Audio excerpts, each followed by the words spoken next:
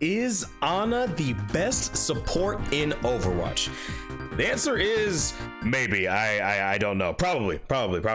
What it do, it's your boy Daffy, and today for this video we're going to be taking a deep dive into the character of Ana, who was the first character to be added post the game's initial launch in Overwatch 1. Now on release, Ana was one of the strongest heroes to date, and honestly she still is. Her position hasn't really changed all that much. She's never really been bad. She's always been very good to almost broken, really, but she's always been on that fine line in between the two. As far as Ana actually goes, she is one of the highest skill floor heroes in my opinion. Like if you have a bad Ana on your team, most likely you can't really salvage that. If there's like a bad Mercy or a bad Moira, yeah, the positioning may be out of control and there's things that they can improve on, but they can still generally provide some sort of support. If there's a bad Ana on your team and they struggle to aim or they struggle to time these sleeps and all these different things, you're gonna have a bad time. There's nothing you can do to really salvage that other than pray your other support can back it up.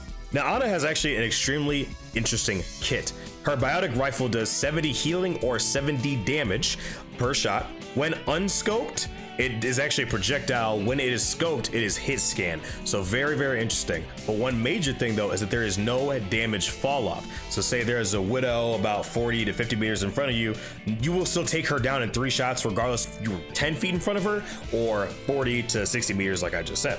Typically what you'll see people do is they will have unscoped shots for allies that are close in front of them, or if they're in a duel and someone's close up for them, because if they are scoped in, you can't drag your scope around as much and your field of vision is so much tighter. You almost get tunnel vision. One of the strongest parts of Ana's kit is the biotic grenade. It does 69 damage on contact. It prevents healing for enemies and buffs allies healing received for 3.5 seconds.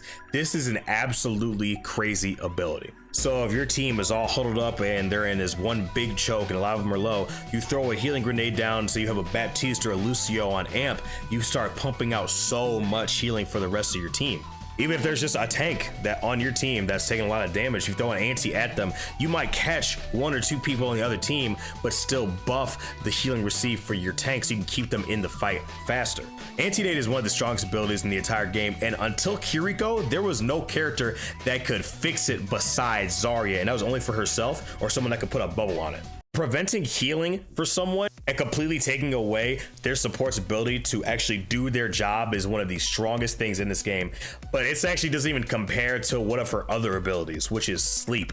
The sleep dart is for 3 seconds on contact with a pretty healthy cooldown. I believe it's about 12 to 13 seconds now. Say there's a Ryan charging at you, sleep. Say there's a Ramatra begging you to suffer, sleep. Say there's a Moira coalescing down middle lane, sleep. The thing about the sleep dart is you have to time it. If there's a character such as Ramatra, Sigma, Reinhardt, any character with a shield or even Orisa that can mitigate it, you have to time it appropriately. Now, sleep dart is extremely effective against characters that don't have a shield, such as Roadhog, such as Junker Queen or Ball. This is really effective because they have nothing to prevent getting slept. Also, one of the biggest counters for Roadhog whenever he was the meta and even now is the anti, because Roadhog is literally an ult battery and people can charge their ults either by damaging him or healing him. When you cut that off, that can totally change the tide of a team fight. Their ultimate is extremely crazy as well. Nano Boost provides a 50% damage buff, 250 health increased on shot with a duration of 8 seconds with a bit of damage reduction on top of that as well. This is one of the strongest abilities in the game, and that's why you see things so common as a Nano Blade or a Nano Ryan or even a Nano Winston, so you can get a DPS that's ruining your team off of a high ground or something like that. Like there's a really crazy Widow and he's getting pocketed. You might see a Nano Winston just go up and kill her and the Mercy, then jump back down. Like it happens. Now occasionally Nano won't be effective all the time, because if your team is all clumped up, you might accidentally nano the wrong person, like a Nano Lucio or a Nano Mercy, but it can still kind of help because their abilities get buffed as well. I'm not sure as to the exact amount of healing that gets increased on like a Lucio amp or something like that, but characters like Baptiste, they get pretty significant as far as the health boost that they throw out. Now, as far as Ana's duel potential goes, it really just depends how good your aim is. Ana also has one of the smallest hitboxes in the entire game. The only person that beats them out, I believe, is Kiriko, and Kiriko is slightly smaller than Mercy, but I believe Mercy still is like 1-2 maybe. Kiriko's just like a praying mantis. It's like she's just all legs. So yeah. Like if there's a Sombra that tries to come after you, odds are you might just die, because while Ana does have an incredibly small hitbox, when she's hunched over, it makes it a little easier for a Sombra to just click on your head. Now, if you're good and you can sleep her, absolutely fantastic, but a good Sombra is just gonna hack you before you can even attempt to do that. It's not like Zen where you can just turn around and just kick her and smack her in the face with some balls, you know what I mean? Hell, if there's even a semi-decent Tracer, you're probably gonna have a bad time. Now, granted, Ana can two-shot a Tracer, but most likely they will blink or rewind before you get a chance to do that. So it really depends, man. Again, if you can hit your shots, if you're confident in your own accuracy, most likely you will be okay. But if not, you're gonna be in for some real danger, man, I'm telling you. Now, one of the best things about Ana is her consistency. Ana doesn't have a bunch of wonky stuff in her kits, and she doesn't have a bunch of stuff in her kit that depends on the team or anything like that. Ana can go into almost any comp and she will be okay for the most part. She's not the best with dive, but it's helpful because she has such a long field of range that she can work with. You're fine for the most part. Now, characters like Genji or Doomfist, it can be a little harder to hit them with your healing because they are such highly mobile characters. But then that's what characters like Zen, Lifeweaver for, even Moira as well. It's crazy to me because when you look at Ana directly compared to Lifeweaver, it's stunning how much better her design is, even any other support compared to Lifeweaver. With Ana, you have her sleep dart, you have the anti-nade, you have the nano. With Lifeweaver, you have a pull, which can be okay. And the platform's not, it's not too great. It's not too great, in my opinion. Again, it might be a hot take. If you disagree, hey, listen, no hate.